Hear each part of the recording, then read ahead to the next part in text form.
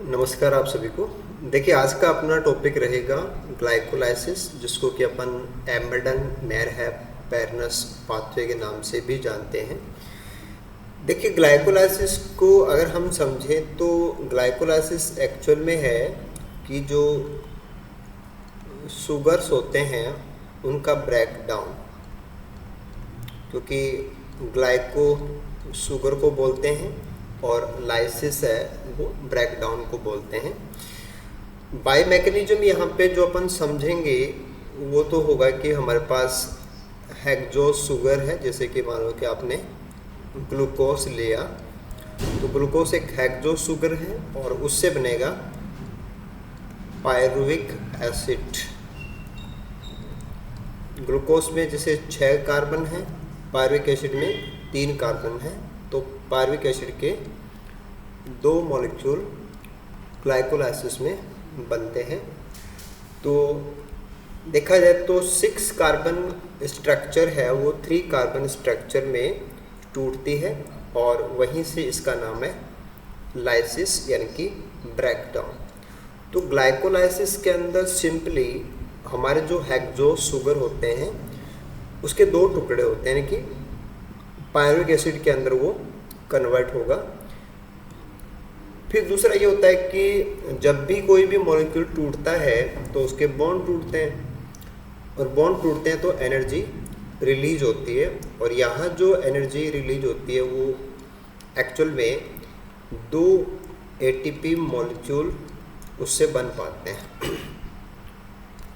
तो मेन चीज़ ये होगी कि जब आप ग्लाइकोलाइसिस को ऑपरेट करें अपन कि अपन ग्लाइकोलाइसिस को देखें तो एक ग्लाइकोलाइसिस जो होता है उसमें ग्लूकोज के एक मॉलिक्यूल से हमें केवल 2 एटीपी मॉलिक्यूल प्राप्त होंगे, पायरुविक एसिड के 2 मॉलिक्यूल बन जाएंगे और एक ग्लूकोज हमारा कंज्यूम हो जाएगा। अलग से आप ये चीज़ ध्यान में देंगे कि ग्लाइकोलाइसिस में कोई भी CO2 रिलीज नहीं होती है और ग्लाइकोलाइसिस में ना ही ऑक्सीजन काम में आती है। तो जो अपन रेस्पिरेशन की बात करते हैं कि रेस्पिरेशन में CO2 निकलती है, O2 काम में आती है, ग्लाइकोलाइसिस में ऐसा कुछ भी नहीं है। इसीलिए हम ऐसा कह सकते हैं कि ग्लाइकोलाइसिस जो होती है वो एक कॉमन स्टेप है, कॉमन स्टेप फॉर एरोबिक और एनएरोबिक रेस्पिरेशन। तो चाहे आप वायवीय श्वसन की बात कर रहे हो या अवायवीय श्वसन की बात कर रहे हो, दोनों में ये स्टेप कॉमन होती है। एक ओवरव्यू इसका देखें तो ऐसा है कि जैसे अपन चलते हैं ग्लूकोज से, तो ग्लूकोज से बनेगा पायरुविक एसिड और पायरुविक एसिड के 2 मॉलिक्यूल बनेंगे, और फिर ये पायरुविक एसिड जब काम में आता है माइटोकॉन्ड्रिया में, अगर ये काम में आता है, क्योंकि मेन जो रेस्पिरेशन है वो माइटोकॉन्ड्रिया में होता है, तो अगर माइटोकॉन्ड्रियल सिस्टम अपन काम में लेते हैं या कंप्लीट रेस्पिरेशन की बात करें तो पायरुविक एसिड से CO2 के मॉलिक्यूल बन जाएंगे, यानी कि 6 CO2 मॉलिक्यूल रिलीज हो जाएंगे। तो ग्लूकोज में 6 कार्बन होते हैं और वो 6 के 6 कार्बन 6 CO2 के रूप में रिलीज हो जाते हैं, लेकिन वो कब होंगे? जब अपन माइटोकॉन्ड्रिया इस्तेमाल करते हैं। तो अगर जैसे माइटोकॉन्ड्रिया आप इस्तेमाल करेंगे तो ये हो जाएगा कंप्लीट ऑक्सीडेशन, आप इसको कंप्लीट ऑक्सीडेशन भी बोल सकते हो, और ये कंप्लीट रेस्पिरेशन भी है, या इसको आप एरोबिक बोल दीजिए कि ये एरोबिक रेस्पिरेशन है। अब अगर अपन थोड़ा सा ऐसे देखें कि जब हम ग्लूकोज से पायरुविक एसिड तक थे तो ये ग्लाइकोलाइसिस है। ग्लाइकोलाइसिस केवल इतना सा पार्ट है, दिस इज ग्लाइकोलाइसिस। और इसमें हमें केवल 2 ATP मिलते हैं, 2 ATP प्रोड्यूस होते हैं। इसके बाद में अगर पायरुविक एसिड का कंप्लीट ऑक्सीडेशन अपन माइटोकॉन्ड्रियल सिस्टम से कराएं तो उसमें फिर अपन tricarboxylic acid TCA cycle वो भी आएगा। उससे पहले एसिटिल को एंजाइम A बनता है तो गेटवे आएगा। गेटवे के बाद में ट्राई कार्बोक्सिलिक एसिड यानी कि TCA साइकिल आएगा और कंप्लीट हमें यहाँ पे 36 ATP मिलते हैं। तो हाँ 34 मिलेंगे, टोटल मिला के 36 होता है, दिस इज 34। तो देखा जाए तो बहुत बड़ा जो एनर्जी है वो तो हमें जब मिलता है जब माइटोकॉन्ड्रियल सिस्टम काम में लिया जाता है। विदाउट माइटोकॉन्ड्रियल सिस्टम ग्लाइकोलाइसिस है और ग्लाइकोलाइसिस में ATP बनते हैं लेकिन वो बहुत ही थोड़े से हैं, यानी कि पर ग्लूकोज ओनली 2 ही ATP बन करके मिलेंगे। देखो इसके बाद में कुछ स्पेशल पॉइंट्स अपन को यहाँ पे लेने हैं कि वो अपने किसी क्वेश्चन में भी अपन को यूज़ करने पड़ जाएं। तो ऐसा है कि जैसे कुछ सेल्स होती हैं, सेल्स जिनके अंदर माइटोकॉन्ड्रिया नहीं होता, सेल्स विदाउट माइटोकॉन्ड्रिया। तो ऐसी सेल जिनमें माइटोकॉन्ड्रिया नहीं है जैसे कि हमारे RBC हैं, तो माइटोकॉन्ड्रिया नहीं है तो हम टोटल 36 ATP तो बना ही नहीं सकते। तो ये अपना जो एनर्जी प्रोडक्शन है वो केवल ओनली 2 ATP पर ग्लूकोज ही बना पाते हैं, यानी कि इनमें ओनली ग्लाइकोलाइसिस ही होता है, ओनली ग्लाइकोलाइसिस। ऐसे अगर हम बात करें तो हमारी मसल्स होती हैं, मसल सेल्स। तो मसल सेल्स को नॉर्मली तो ब्लड से ऑक्सीजन जाता है कि हमारा जो ब्लड है वो मसल सेल्स को ऑक्सीजन डिलीवर करता है और ऑक्सीजन को फिर माइटोकॉन्ड्रिया यूज करता है। माइटोकॉन्ड्रिया ऑक्सीजन को यूज करता है। लेकिन इसमें समझने वाली बात ये है कि जब हमारे हार्ट से ब्लड मसल्स को जाए और मसल्स बाद में उसको काम में लें और उससे पर ग्लूकोज 36 ATP है वो बन सकते हैं। लेकिन कुछ स्पेशल कंडीशंस होती हैं जहां मसल्स को बहुत ज़्यादा काम करना पड़ता है, जैसे कि एक्सरसाइज है ना, जैसे कि रनिंग। तो इसका मतलब ये है कि जितनी जल्दी ATP बनाने हैं उतनी जल्दी जो ब्लड है वो ऑक्सीजन को डिलीवर नहीं कर पाता, या उतनी जल्दी माइटोकॉन्ड्रिया से ATP नहीं बन पाते। तो उस वाली केस के अंदर मसल सेल्स ओनली ग्लाइकोलाइसिस करती है, ओनली ग्लाइकोलाइसिस। तो जैसे आप रेस्ट कर रहे हैं तो माइटोकॉन्ड्रिया काम में आ रहा है, अगर रेस्ट नहीं कर रहे हैं, आप भाग रहे हैं, एक्सरसाइज कर रहे हैं, तो माइटोकॉन्ड्रिया काम में नहीं आएगा क्योंकि उतनी जल्दी हम वहाँ पे ऑक्सीजन सप्लाई नहीं कर पा रहे।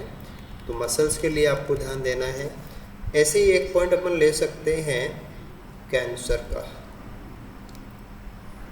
तो कैंसर का मतलब है ट्यूमर हो गया।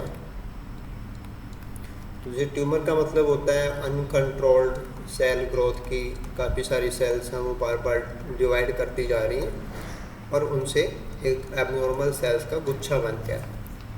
अब देखो यहाँ पे कोई ना कोई ब्लड वेसल्स होती है हमारी बॉडी के अंदर और उसमें से RBCs हैं वो ऑक्सीजन को डिलीवर करते हैं। बट ट्यूमर का जो सबसे अंदर का हिस्सा होता है जो कि कैपिलरी से सबसे ज़्यादा दूर होता है, उसमें पार्शियल एनारोबिक एनवायरनमेंट क्रिएट हो जाता है, एनारोबिक कंडीशन होती है, इसको अपन बोलते हैं हाइपोक्सिया। ऑक्सीजन की नॉर्मल लेवल से कम सांद्रता में जो उपस्थिति होती है उसको हाइपोक्सिया बोलते हैं। तो हाइपोक्सिया होने पे माइटोकॉन्ड्रिया काम में नहीं आ सकता।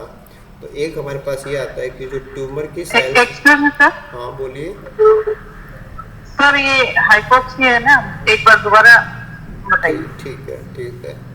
हाइपोक्सिया का मतलब होता है कि जैसे वायुमंडल में जितनी ऑक्सीजन है उससे कम ऑक्सीजन अगर किसी जगह पे होती है तो उसको हाइपो का मतलब छोटा या न्यून होता है।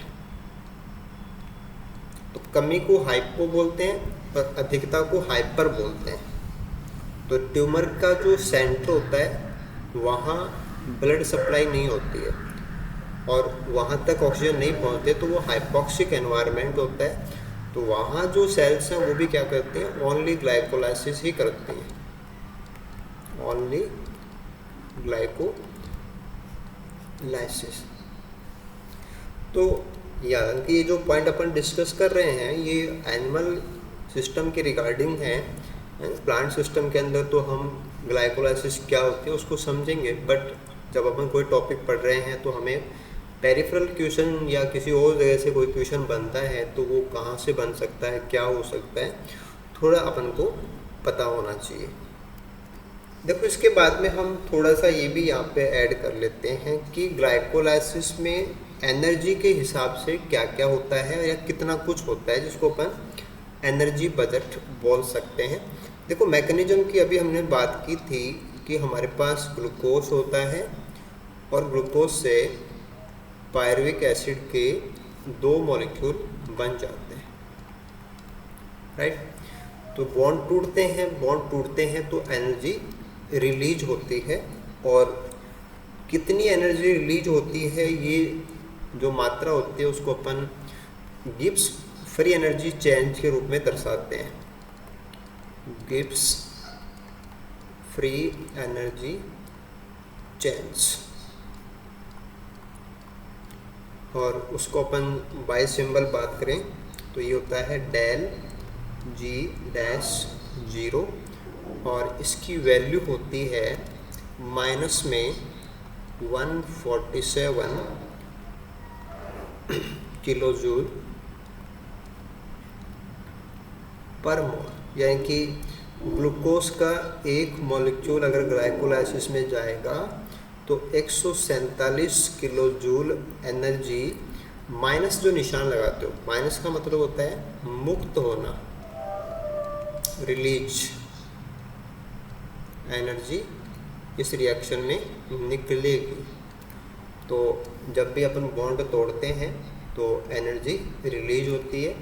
तो माइनस के अंदर दिखाएंगे, माइनस सिंबल लगाने का मतलब है कि रिएक्शन फेवरेबल डायरेक्शन में जा रही है, कि बॉन्ड टूटेंगे तो एनर्जी आपको देनी नहीं है, एनर्जी निकलती है, ठीक है। ये तो बजट की बात हुई कि ग्लाइकोलाइसिस का जो पूरा केमिकल चेंज है वो इतना है कि उसमें 147 किलो जूल एनर्जी निकलती है, ठीक है।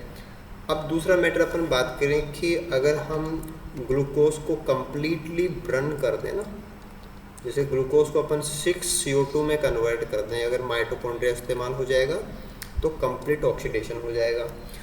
और यहाँ जो एनर्जी रिलीज होगी उसको भी अपन दिखा सकते हैं, और दैट विल बी, उसकी जो मात्रा होती है वो होता है माइनस का 2870 किलो जूल पर मोल। तो अगर हम सिंपली ग्लूकोज के एक मॉलिक्यूल को पूरा तोड़ देते हैं तो एनर्जी की मात्रा है वो है 2870 किलो जूल। अगर हम उसको थोड़ा सा तोड़ते हैं तो है कितना, 147 किलो जूल। अब आप देख सकते हो कि जो 147 किलो जूल एनर्जी जो कि ग्लाइकोलाइसिस में निकलती है वो 2870 किलो जूल के रेफरेंस में अगर आप बात करें तो ये वैल्यू तकरीबन कितनी होती है, अराउंड 5.12% होती है। कि ग्लाइकोलाइसिस में जो एनर्जी है या रिलीज जो एनर्जी है वो टोटल एनर्जी का मात्र 5% है, कि टोटल जो पूरा इससे मिल सकता है उसका केवल 5% एनर्जी है वो ग्लाइकोलाइसिस में निकलती है। यानी कि ऐसा है कि जैसे अपन ग्लूकोज को पूरा जलाएं तो जितनी एनर्जी मिलती है ग्लाइकोलाइसिस में वो थोड़ा सा जलता है और उसमें से केवल 5% एनर्जी ही अपन को मिलती है, राइट। अब ये एनर्जी अपन को कहाँ मिलती है वो भी अपन देख सकते हैं। वो ये है कि जब हम एक एडीपी और एक इनऑर्गेनिक फॉस्फेट को जोड़ते हैं तो एक एटीपी मॉलिक्यूल बनेगा, लेकिन साथ में अगर इसका फ्री एनर्जी चेंज देखें तो वैल्यू होती है प्लस का 30 किलो जूल पर मोल। यानी कि जब आप एटीपी का एक मॉलिक्यूल बनाओगे तो आपको 30 किलो जूल एनर्जी है वो एडीपी और पीआई के बीच में है, जो एडेनोसिन डाइफॉस्फेट है उसके साथ में जो हम तीसरा फॉस्फेट जोड़ते हैं ट्राइफॉस्फेट, तो ये हाई एनर्जी बॉन्ड होता है। इस हाई एनर्जी बॉन्ड में जो ऊर्जा भरी जाती है उसकी मात्रा कितनी है 30 किलो जूल।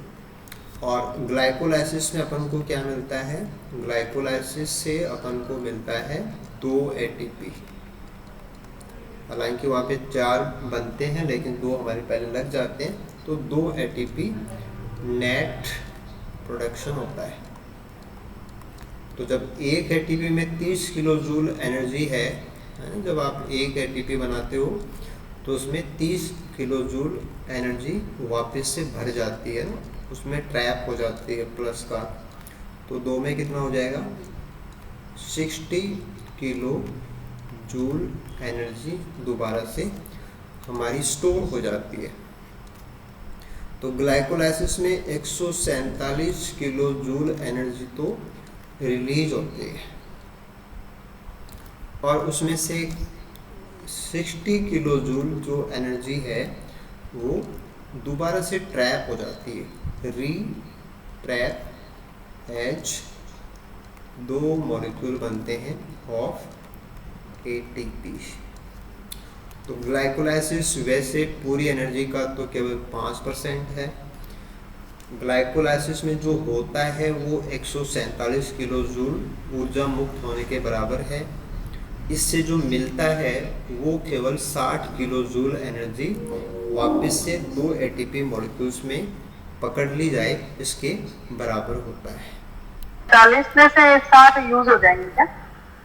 हाँ भाई देखो, आप कितना चले हो, हमारा प्रोसेस कहाँ से कहाँ गया, ग्लूकोज से चले और पायरुवेट तक ही आए, तो इसमें निकलते तो है 147 और वापस कितनी हो जाएगी 60।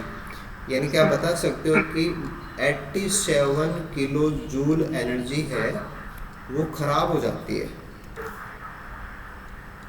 ये लॉस हो जाएगी एज हीट।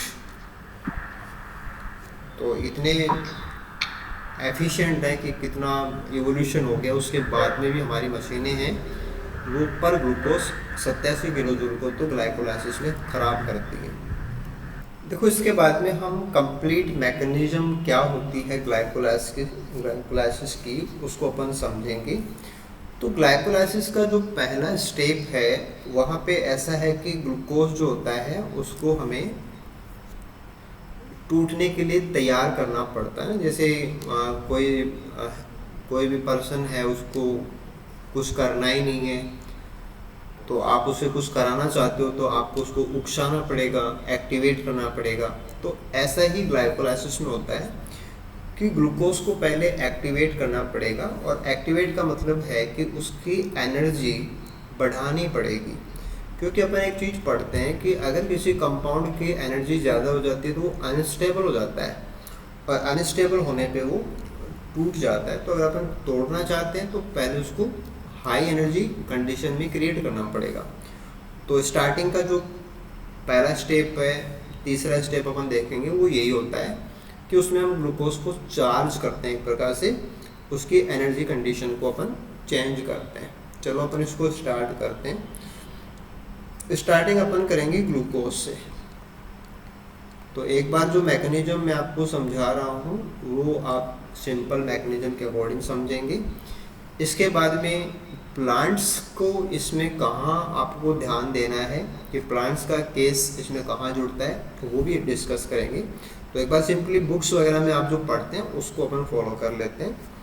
तो ग्लूकोज का हमारे पास एक मॉलिक्यूल होता है और ग्लूकोज के एक मॉलिक्यूल से हमें बनाना होता है ग्लूकोज 6 फॉस्फेट, यानी कि ग्लूकोज की जो छठी पोजीशन है उसके ऊपर हम फॉस्फेट को जोड़ देते हैं। ठीक है, अब देखो क्या होता है कि फॉस्फेट को जोड़ने वाले जो एंजाइम्स हैं उसको अपन बोलते हैं काइनेज। और अगर ग्लूकोज है तो ग्लूकोज के ऊपर जो फॉस्फेट जुड़ेगा उसका नाम या तो होगा ग्लूकोकाइनेज, या ग्लूकोज एक हेक्सोज है तो उसका दूसरा नाम क्या हो सकता है, हेक्सोकाइनेज। तो ग्लूकोकाइनेज ओनली ग्लूकोज के ऊपर फॉस्फेट जोड़ने वाला हो गया। हेक्सोकाइनेज जो ग्लूकोज या दूसरे जो 6 कार्बन के शुगर्स होते हैं उनके ऊपर फॉस्फेट जोड़ने का काम करता है। ठीक है, आपको ध्यान देना है कि ये जो एंजाइम होते हैं ये मैग्नीशियम प्लस जो आयन होता है उसको यूज करते हैं, यानी कि मेटल आयन इनको अपनी एक्टिविटी के लिए रिक्वायर्ड होता है। और ये फॉस्फेट कहाँ से लाते हैं वो भी अपन ध्यान देंगे कि जो ATP होता है उसका फॉस्फेट होता है, तो ATP कन्वर्ट हो जाएगा डाइफॉस्फेट के अंदर और जो एक फॉस्फेट निकला वो हमारे ग्लूकोज की छठी पोजीशन के ऊपर पहुंच जाता है। ये जो रिएक्शन होती है ये इरिवर्सिबल रिएक्शन है। बाकी इसमें अपन देखेंगे कि step number first, step number 7 और स्टेप नंबर 10, 10 स्टेप होते हैं। 1, 3 एंड 10 ये इरिवर्सिबल स्टेप होते हैं, बाकी सब रिवर्सिबल होते हैं। क्योंकि ग्लाइकोलाइसिस को उल्टा कर देंगे तो वो हो जाएगा ग्लूकोनियोजेनेसिस। तो ग्लूकोनियोजेनेसिस ग्लाइकोलाइसिस का रिवर्स होता है, लेकिन उसमें 1 नंबर, 3 नंबर और 10 नंबर जो स्टेप्स आती हैं वो रिवर्स नहीं हो सकती, तो उनके वहाँ पे कुछ अल्टरनेट होते हैं, वो अपन ग्लूकोनियोजेनेसिस में पढ़ेंगे। बट एक बार अपन यहाँ पे बात करें तो ग्लूकोज से ग्लूकोज 6 फॉस्फेट हेक्सोकाइनेज या ग्लूकोकाइनेज के ये काम है। ग्लूकोकाइनेज थोड़ा स्पेसिफिक हो जाता है कि ओनली ग्लूकोज को काम में लेता है, और हेक्सोकाइनेज है वो ग्लूकोज या मिलते जुलते जो दूसरे हेक्सोज शुगर है उन पे भी फॉस्फेट लगा सकता है। ये हमारी स्टेप नंबर फर्स्ट हो गई। इसके बाद में अगली स्टेप आती है स्टेप नंबर 2। अब देखो जो सेकंड स्टेप है उसके बाद में हमें जो कंपाउंड मिलेगा वो है फ्रक्टोज 6 फॉस्फेट। Fructose 6 phosphate. अब थोड़ा सा आप यहाँ से धीरे धीरे चीज़ों को ऐड करना चालू कर दीजिए कि ग्लूकोज और फ्रक्टोज दोनों ही हेक्सोज हैं। पहली बात, दोनों में 6 कार्बन है, बस ये केवल एक दूसरे के आइसोमर हैं। तो जो एंजाइम होगा उसका नाम होगा फॉस्फोग्लूको आइसोमरेज। फॉस्फोग्लूको आइसोमरेज। तो जो आइसोमराइजेशन कोज करते हैं उनका नाम आइसोमरेज हो जाएगा।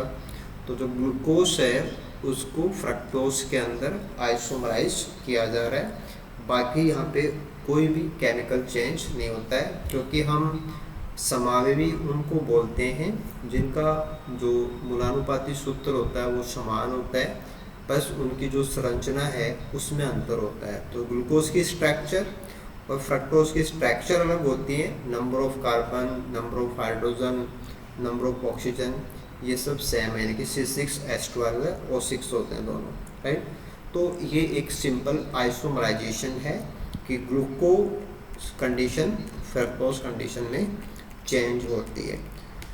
हाँ, ये स्टेप जो है वो रिवर्सिबल है ना। वैसे आपको ध्यान देना है कि 1 है ना, एंड जो 1, 3 एंड 10 ये इरिवर्सिबल होती हैं। अगली स्टेप जो हमारे पास आएगी वो है कि फ्रक्टोज 1 फॉस्फेट तो है ही, इससे बनेगा फ्रक्टोज 1,6 डाइफॉस्फेट। Fructose 1,6 diphosphate. तो फ्रक्टोज की 6 पोजीशन के ऊपर तो पहले से था ही, फर्स्ट पोजीशन के ऊपर एक फॉस्फेट और जुड़ेगा, तो एंजाइम का नाम काइनेज ही होगा, लेकिन यहाँ जो एंजाइम है उसको अपन बोलते हैं फॉस्फो फ्रक्टो काइनेज। शॉर्ट में इसका नाम होता है PFK। P से फॉस्फो, F से फ्रक्टो, K से काइनेज, PFK। अब यहाँ पे कुछ और बातें भी आएंगी, इसलिए आप थोड़ा सा और समझें कि इसने जो काम किया है वो काम क्या है। फ्रक्टोज के पहले पोजीशन के ऊपर फॉस्फेट को जोड़ा है, तो इसका नाम होता है PFK1। अगर कोई ऐसा एंजाइम हो जो फ्रक्टोज 6 फॉस्फेट को फ्रक्टोज 2,6 डाइफॉस्फेट में कन्वर्ट करे, तो उसका नाम हो जाएगा PFK2। तो दो प्रकार के PFK होते हैं, PFK1 और PFK2। तो ग्लाइकोलाइसिस में जो रियल थर्ड स्टेप है, ये ग्लाइकोलाइसिस का तीसरा स्टेप पहुंच गया अपना, तो तीसरे स्टेप में जो एंजाइम काम करता है उसका नाम है PFK1। करता क्या है, फ्रक्टोज की पहली पोजीशन के ऊपर फॉस्फेट को लगाता है। सिमिलरली इसने भी ATP काम में लिया है और ADP बनेगा। तो ग्लाइकोलाइसिस की स्टेप नंबर फर्स्ट में ATP काम में आया था, सेकंड में आइसोमराइजेशन हुआ, थर्ड के अंदर दोबारा से ATP काम में आता है। ग्लाइकोलाइसिस में ओनली 2 ATP कंज्यूम होते हैं, जो एक पहले स्टेप में हो गया और एक तीसरी स्टेप में हो गया, और हमारा कंपाउंड कन्वर्ट हो गया फ्रक्टोज 1,6 डाइफॉस्फेट।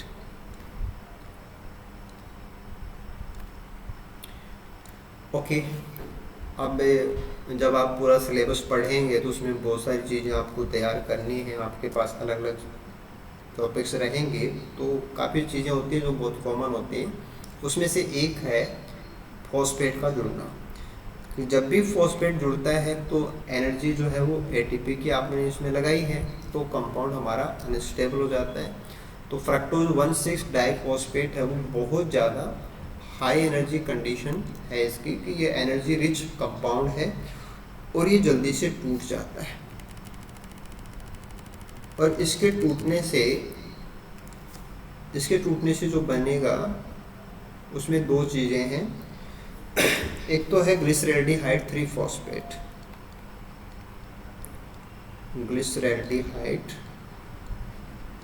3 फॉस्फेट, और दूसरा इससे बनता है dihydroxy acetone phosphate, dihydroxy acetone phosphate, short में इसको बोल सकते हैं DHAP, डाईहाइड्रोक्सी एसीटोन फॉस्फेट, और ये हमारा ग्लिसरैल्डिहाइड 3 फॉस्फेट G3P।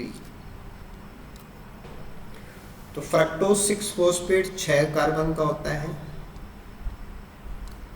और ग्लिसरैल्डिहाइड 3 फॉस्फेट 3 कार्बन का है। डाईहाइड्रोक्सी एसीटोन फॉस्फेट भी 3 कार्बन का है। इनमें सिर्फ अंतर ये होता है कि ग्लिसरैल्डिहाइड एल्डोस वर्जन है और हाइड्रोक्सी एसीटोन है तो ये कीटो वर्जन है। तो दोनों 3-3 कार्बन के ही हैं, ट्रायोस हैं, एक एल्डोस है लेकिन एक कीटोस है, दोनों ही ट्रायोस हैं। 3 कार्बन के शुगर ट्रायोस कहलाते हैं, 4 वाले टेट्रोस, पेंटोस, हेक्सोस, ऐसे इनके नाम होते हैं। तो glyceraldehyde phosphate and dihydroxyacetone phosphate के अंदर हमारा मॉलिक्यूल टूट जाता है, ये स्प्लिटिंग हो रही है इसकी। और स्प्लिटिंग को ही अपन लाइसिस बोलते हैं। तो ग्लाइकोलाइसिस की चौथी स्टेप में अपन पहुंच गए हैं और फोर्थ स्टेप से ही इसका नाम आता है ग्लाइकोलाइसिस। ये ग्लाइकोलाइसिस का जो रियल मीनिंग है कि इसको ग्लाइकोलाइसिस क्यों कहते हैं, कारण कि इसकी चौथी स्टेप के अंदर फ्रक्टोज 1,6 डाइफॉस्फेट है, उसके दो टुकड़े हो जाते हैं, एक एल्डोस वाला ग्लिसरॉल 3-फॉस्फेट और एक कीटो वाला डाइहाइड्रोक्सी एसीटोन फॉस्फेट। दोनों के एक एक मॉलिक्यूल बनते हैं। इसका भी एक मॉलिक्यूल है और DHAP का भी एक मॉलिक्यूल बनता है, क्योंकि 6 का था 3 के 2 टुकड़े हो गए। अब अगला जो वर्क है वो है कि हमारा डाइहाइड्रोक्सी एसीटोन फॉस्फेट वापस से ग्लिसरॉल्डिहाइड 3-फॉस्फेट के अंदर चेंज हो जाएगा और ये हमारा ट्रायोस फॉस्फेट आइसोमरेज एंजाइम का काम है। This is triose phosphate isomerase, यानी कि आप ये कह सकते हैं कि ये कीटो फॉर्म का एल्डोस फॉर्म के अंदर कन्वर्जन हो गया कि DHAP बनता जरूर है, लेकिन बाद में वापस उसे क्या बन जाएगा, ग्लिसरॉल्डिहाइड 3-फॉस्फेट बन जाएगा। तो इसके अब कितने मॉलिक्यूल हो गए, 2 मॉलिक्यूल हो गए। स्टेप नंबर 5 आए। तो स्टेप नंबर 5 के अंदर DHAP वापस से ग्लिसरॉल्डिहाइड 3-फॉस्फेट में कन्वर्ट हो जाता है। अब यहाँ से आगे हमारा जो सारा स्टेप है वो डबल हो जाएगा, क्योंकि अब तक एक एक मॉलिक्यूल थे और अब मॉलिक्यूल कितने हो गए, 2 मॉलिक्यूल हो गए। तो अब आगे जो भी अपन समझेंगे वो 2 मॉलिक्यूल पर ग्लूकोज होगा। तो फ्रक्टोज एक ही बनेगा, फ्रक्टोज 1,6 भी एक ही बनेगा, लेकिन अब ग्लिसरॉल्डिहाइड 3-फॉस्फेट कितने हो गए, 2 हो गए। तो अब अपन आगे चलेंगे और आगे हमारे पास अगले स्टेप के अंदर ग्लिसरॉल्डिहाइड 3-फॉस्फेट और उसके 2 मॉलिक्यूल हैं, लेकिन अपन एक मॉलिक्यूल के हिसाब से समझेंगे और फिर जो भी बजट है उसको अपन डबल करते रहेंगे।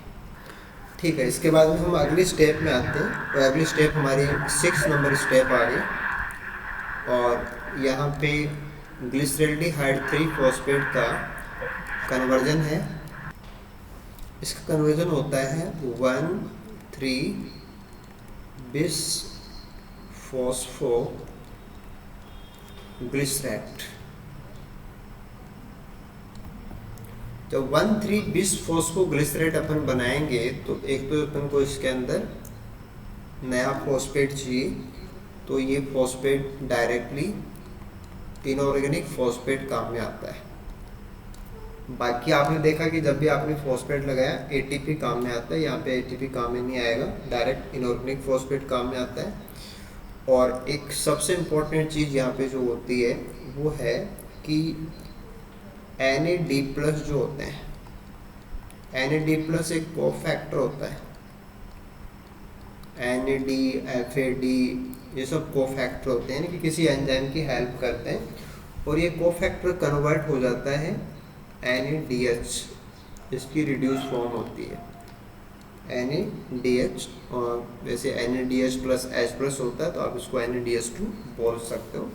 तो ये ऑक्सीडाइज फॉर्म होती है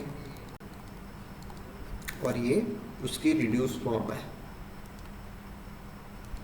तो जो कोफैक्टर है वो यहाँ पे रिड्यूस हो जाता है और एंजाइम का नाम है glyceraldehyde three phosphate dehydrogenase. Glyceraldehyde three phosphate dehydrogenase. अब इसमें आपको ये ध्यान देना है कि ग्लिसरॉल्डिहाइड 3-फॉस्फेट डिहाइड्रोजिनेज ग्लाइकोलाइसिस का एकमात्र डिहाइड्रोजिनेज है। ये केवल एक ही है, यूनिक है यहाँ पे। बाकी आप TCA में जाएंगे तो वहाँ पे अपन को कई जगह पे मिलेंगे, लेकिन ग्लाइकोलाइसिस में केवल एक ही जगह पे होता है। यानी कि डिहाइड्रोजिनेज एंजाइम है वो क्या करते हैं कि हमारा ग्लिसरॉल्डिहाइड 3-फॉस्फेट जो है वो 1,3 बिस फॉस्फोग्लिसरेट के अंदर क्या हो गया, ऑक्सीडाइज हो गया, और बदले में जो NAD+ है वो रिड्यूस हो गया, क्योंकि एंजाइम को तो कोई फर्क पड़ता नहीं है, एंजाइम तो अनचेंज रहते हैं। तो NAD प्लस ऑक्सीडाइज से रिड्यूस हो गया और बदले में G3P है वो क्या हो गया, ऑक्सीडाइज हो गया। तो इसको अपन ऑक्सीडेशन स्टेप भी बोलते हैं,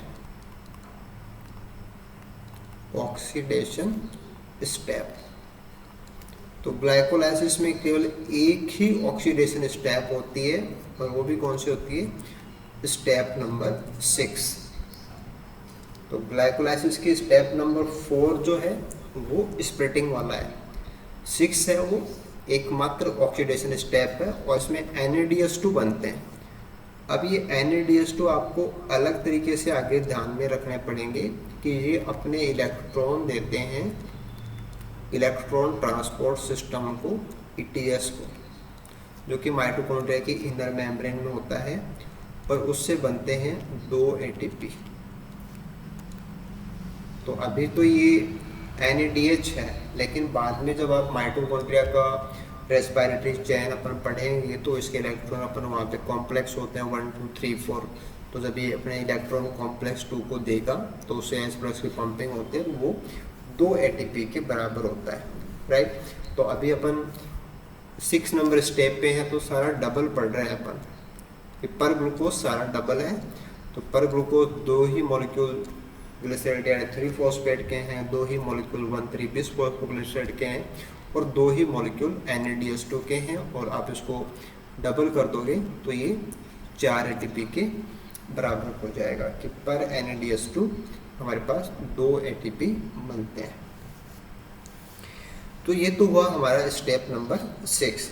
इसके बाद में हम आगे बढ़ेंगे, अगला स्टेप लेते हैं, स्टेप नंबर 7। देखो स्टेप नंबर 7 के अंदर जो केमिकल कन्वर्जन है कि हमारा 1,3-बिस-फॉस्फोग्लिसराइड जो है वो 3-फॉस्फोग्लिसराइड में कन्वर्ट होता है, 3-फॉस्फोग्लिसराइड। तो यहाँ पे एक फॉस्फेट कम हो गया है, और वो फॉस्फेट काम में आता है ADP को ATP में कन्वर्ट करने में। यानी कि ग्लाइकोलाइसिस में पहली बार ATP बना है, और वो कहाँ बनता है, स्टेप नंबर 7 में।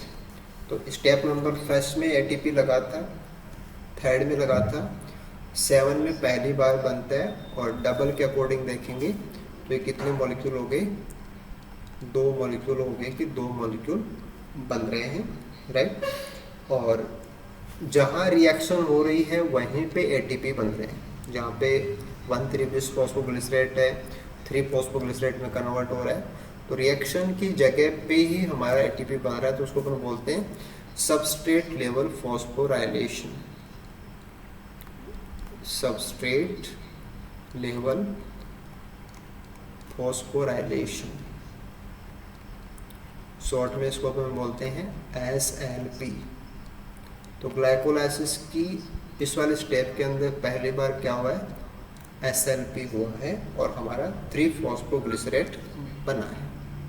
हाँ, तो अपन बात कर रहे हैं स्टेप नंबर 7 की, और स्टेप नंबर 7 में आपको ये ध्यान देना है कि पहली बार ATP बने हैं, और वो सबस्ट्रेट लेवल फॉस्फोराइलेशन होता है। और इंटरेस्टिंग बात ये है कि हमारे बायोलॉजिकल सिस्टम का ये ऐसा यूनिक स्टेप है कि पूरे बायोलॉजिकल सिस्टम के अंदर ये बिल्कुल से यूनिक स्टेप होती है। और इसमें खास बात क्या है कि यहाँ पे ATP भी बनता है, और ये रिवर्सिबल भी है। बाकी जहाँ भी ATP बनता है वो इरिवर्सिबल स्टेप होती है, तो ये ATP भी बनता है यहाँ पे, और साथ में कैसी है, रिवर्सिबल है। तो बाकी ग्लाइकोलाइसिस की जो भी स्टेप जहाँ पे ATP काम में आता है, बनता है, या जो भी है, सब इरिवर्सिबल है। बस केवल स्टेप नंबर 7 ऐसी है जो कि रिवर्सिबल स्टेप होती है। तो हमारा कंपाउंड है वो 1,3-बिस-फॉस्फो से 3-फॉस्फोग्लिसराइड में आ गया। और अभी जैसे मैकेनिज्म को आप फॉलो कर रहे हैं तो आपको लग रहा होगा कि अब ATP बनना चालू हो गया। तो जहाँ हमें कुछ मिलना चालू हो जाता है उसको अपन बोलते हैं पे ऑफ। तो स्टेप नंबर 7 पे ऑफ स्टेप है। इसमें आपको कुछ मिलता है, जैसे पहले कुछ लगा दिया, खर्चा हो गया, अब उससे कुछ आमदनी स्टार्ट हुई है, तो ये पे ऑफ स्टेप है। स्टेप नंबर फर्स्ट में खर्चा हुआ था, एटीपी लगा, थर्ड में लगा, वो प्रिपरेशन फेज है, वहाँ पे ऑफ नहीं है, वहाँ कुछ मिलता नहीं है, लगता है। तो पहली बार यहाँ पे एटीपी बना है। रिएक्शन बहुत स्पेशल है कि वो एटीपी बनने के बावजूद भी कैसी है, रिवर्सिबल है। और एंजाइम का नाम होता है फॉस्फोग्लिसरेट काइनेज। फॉस्फोग्लिसरेट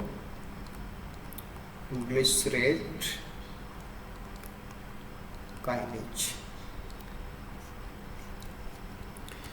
ओके, एक बार तो अपन डायरेक्ट केवल पाथवे ही पढ़ रहे हैं, उसके बाद में बहुत सारी और चीज़ें हैं वो भी इसमें अपन को जोड़नी है। अब देखो अगली स्टेप आएगी और हमारा जो 3-फॉस्फोग्लिसरेट है वो कन्वर्ट होगा 2-फॉस्फोग्लिसरेट के अंदर। इसका कन्वर्जन है 2-फॉस्फोग्लिसरेट।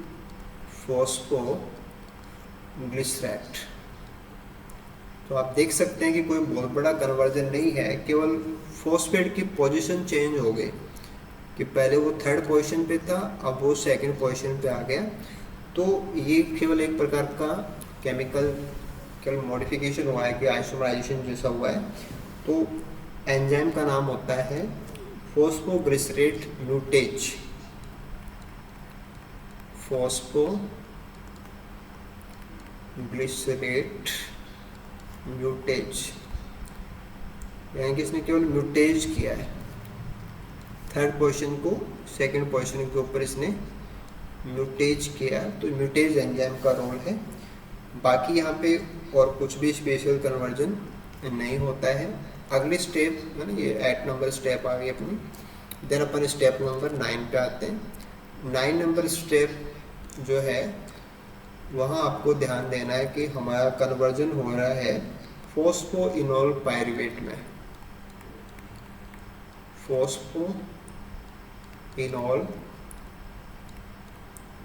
पायरुवेट, जिसको शॉर्ट में अपन PEP भी बोलते हैं। जैसे आपने स्लीप और मैकेनिज्म पढ़ा, कैम पढ़ा, तो वहाँ पे पैप को हमने एज ए सबस्ट्रेट यूज़ किया था। तो फॉस्फोग्लिसरेट जो है वो फॉस्फोइनोल में कन्वर्ट होता है और एंजाइम का नाम है इनोलेज। और ये एंजाइम जब काम करता है तो वाटर का मॉलिक्यूल निकलता है। तो डिहाइड्रेशन स्टेप भी हो जाएगी, जब पानी निकल रहा है तो ये डिहाइड्रेशन स्टेप है।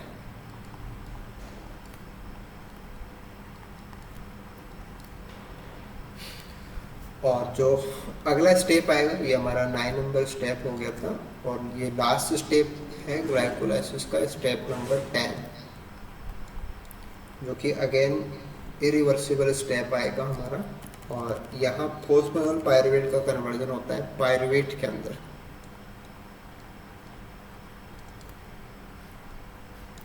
और यहाँ पर भी ATP बनेगा। तो सिमिलरली वही है, सबस्ट्रेट लेवल फॉस्फोराइलेशन है, ATP के मॉलिक्यूल बनेंगे अपने पास। दो मॉलिक्यूल होंगे क्योंकि अपन रिएक्शन को अब डबल समझ रहे हैं। और एंजाइम का नाम होगा pyruvate kinase. Pyruvate kinase, short में इसको PK बोलते हैं। तो फाइनली हमारा जो कंपाउंड है वो पायरुवेट में कन्वर्ट हो जाएगा और पायरुविक एसिड को ही आप पायरुवेट बोलते हो। जब उसका H निकल जाता है तो वो एनाइन बन जाता है, उसको पायरुवेट बोलते हैं। H प्लस जुड़ा हुआ होता है उसको अपन पायरुविक एसिड बोलते हैं। तो अभी हमने जो फॉलो किया वो पूरा केमिकल कन्वर्जन था कि ग्लूकोज से फ्रक्टोज 1,6 डाइफॉस्फेट में। एक बार दोबारा से उसको देखते हैं अपन कि अपन ने जो काम किया वो था कि हमने ग्लूकोज लिया था और ग्लूकोज को हमने कन्वर्ट किया फ्रक्टोज 1,6 डाइफॉस्फेट में। तो हमें 2 बार ATP लगाने पड़े। स्टेप नंबर फर्स्ट और step number 3। Step number first में ये काम करना पड़ा ग्लूकोकाइनेज और हेक्सोकाइनेज को, और स्टेप नंबर 3 में ये काम करना पड़ा PFK1 को। इसके बाद में अगर हम आगे चलेंगे तो हमने फ्रक्टोज 1,6-बिसफॉस्फेट जो था उसको हमने कन्वर्ट किया, वो टूटा, डाइहाइड्रोक्सीएसीटोन फॉस्फेट बना। फाइनली हमारे पास आ गए 2 मॉलिक्यूल किसके आगे, ग्लिसरैल्डिहाइड 3-फॉस्फेट के। यहाँ से हमारा पाथवे डबल हो जाता है।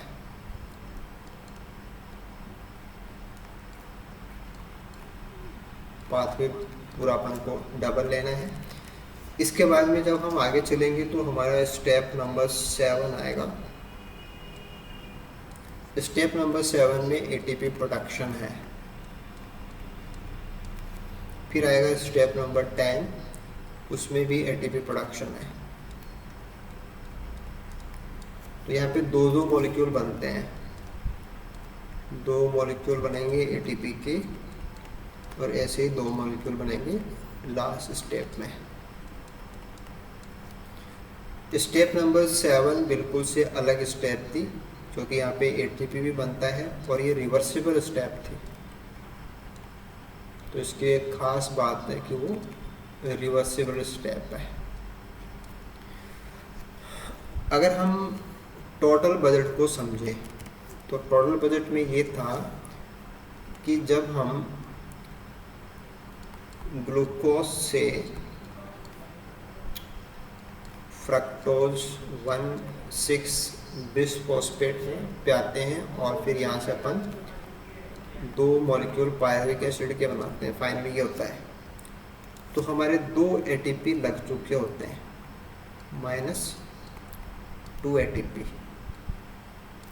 और जब हम यहाँ पहुँचते हैं तो हमें 4 एटीपी मिल चुके होते हैं, वो 2-2 के, है ना। स्टेप नंबर 7 में 2 मिलते हैं और स्टेप नंबर 10 में 2 मॉलिक्यूल मिलते हैं, तो टोटल 4 मॉलिक्यूल हो जाते हैं। तो ये तो होता है ग्रॉस प्रोडक्शन। तो अगर हम देखें कि ग्लाइकोलाइसिस से ग्रॉस एटीपी कितने बनते हैं, तो आंसर आएगा 4 मॉलिक्यूल्स। अगर हम ये पूछें कि ग्लाइकोलाइसिस से नेट एटीपी कितने मिलेंगे अपन को, तो वो आएगा 4 हमारे बने हैं, 2 हमारे लग गए, तो ओनली 2 मॉलिक्यूल। तो ग्लाइकोलाइसिस के अंदर एक ग्लूकोज को अगर हम पायरुविक एसिड तक तोड़ते हैं तो हमें केवल 2 मॉलिक्यूल एटीपी के मिलेंगे। साथ में हमें और क्या मिलता है ना। अगर हम इसको टोटल समझें कि टोटल हमें क्या क्या मिला,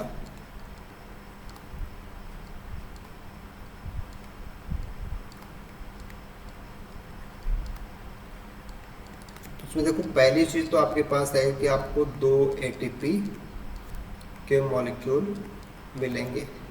दूसरा ये आएगा कि स्टेप नंबर जो 6 थी उसके अंदर NADH2 बने, और NADH2 के भी 2 मॉलिक्यूल हैं। और इसके बाद में एक और चीज़ हमारे पास आई है कि पायरुविक एसिड बना है और इसके भी कितने हैं, 2 मॉलिक्यूल हैं। तो ऐसा है कि जैसे 2 एटीपी तो आपको बिल्कुल हाथों हाथ मिल गए, यानी कि ये है SLP, सबस्ट्रेट लेवल फॉस्फोराइलेशन।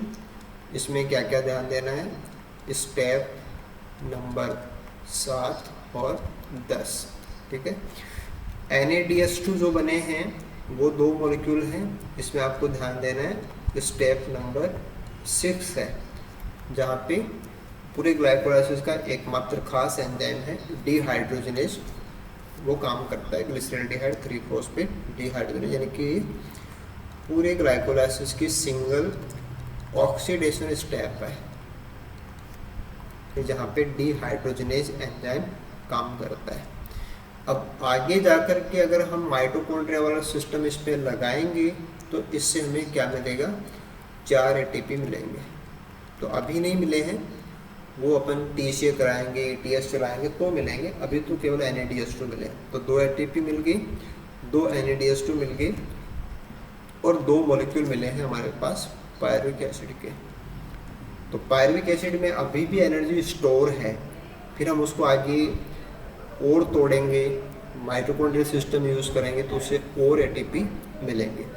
तो अभी अगर हम ओनली ग्लाइकोलाइसिस को देखें, तो अगर हम ग्लाइकोलाइसिस को चला रहे हैं, सिंपली आप इसको ऐसे समझें कि जैसे आपके पास एक मशीन है और इस मशीन से केवल आप ग्लाइकोलाइसिस कर रहे हो,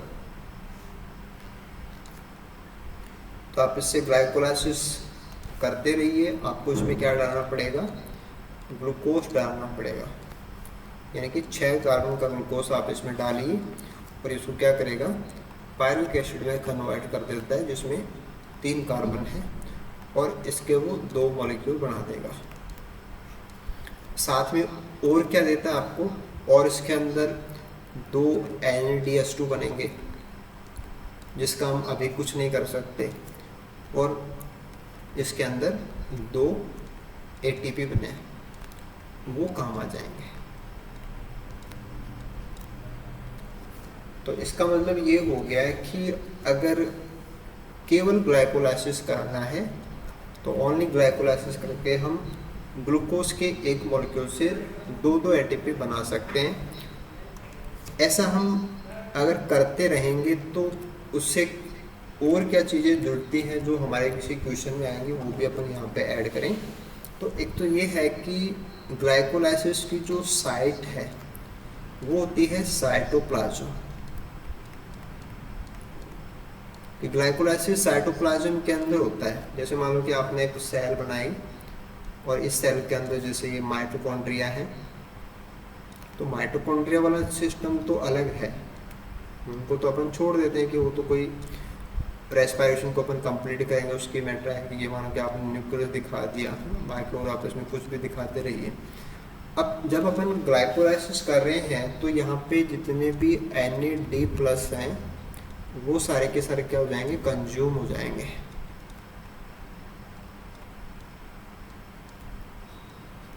तो हम ग्लाइकोलाइसिस को भी लगातार नहीं चला सकते, क्योंकि स्टेप नंबर 6 पे हमें NAD+ देने पड़ते हैं और एक सेल के पास जितने होते हैं वो सारे के सारे ख़त्म हो जाएंगे।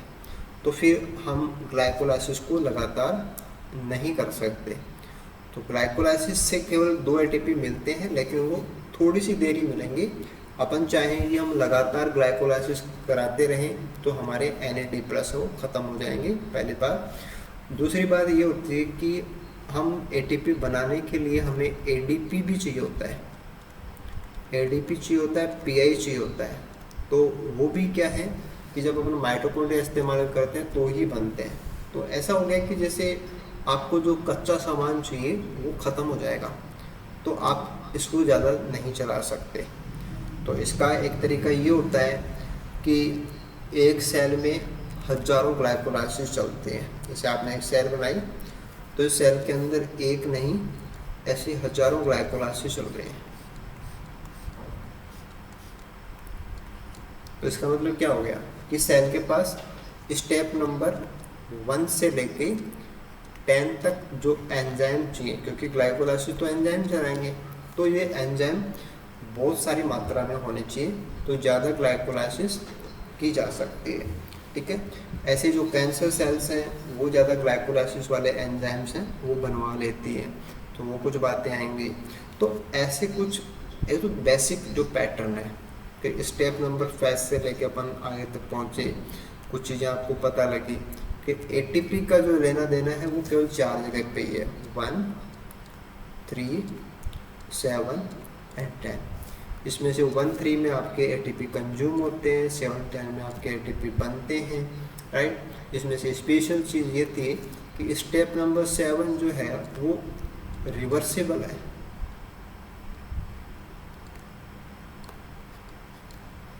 तो रिवर्सिबल स्टेप को तो अपन आगे पीछे चला सकते हैं, उसका कोई इश्यू नहीं आता। तो अब यहाँ पे क्या आ गया कि पहला जो स्टेप है उसमें हेक्सोकाइनेज है, शॉर्ट में उसको HK बोल देते हैं। थर्ड स्टेप है उसके अंदर PFK1 है, फॉस्फोफ्रक्टोकाइनेज 1, PFK1। और 10 स्टेप है उसके अंदर कौन है, पायरुवेट काइनेज यानी कि PK।